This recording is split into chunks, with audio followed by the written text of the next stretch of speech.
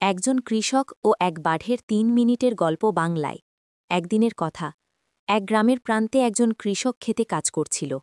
হঠাৎ সে দেখল ঝোপের আড়াল থেকে একটি বাঘ তার দিকে এগিয়ে আসছে। ভয় পেয়ে কৃষক চারপাশে তাকাল, কিন্তু লুকানোর বা পালানোর কোনো উপায় নেই। কৃষক ভাবল, ভয় পেলে মরবই, বরং বুদ্ধি করে কিছু করা যাক। সে হঠাৎ মাটিতে বসে কান্না শুরু করল। বাঘ কাছে এসে অবাক হয়ে জিজ্ঞেস করল, তুই কাঁদছিস কেন? কৃষক বলল, ওহে বাঘ ভাই, আমার তো খুব বড় বিপদ হয়ে গেছে। বাঘ বলল, কি হয়েছে তোর?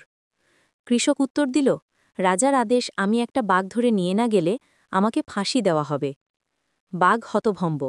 সে ভাবল, মানুষ তো আমাকে ভয় পায়, আর এই লোক আমাকে ধরতে চায়। বাঘ ভয় পেয়ে বলল, না না ভাই, আমি চললাম, আমাকে ধরিস না।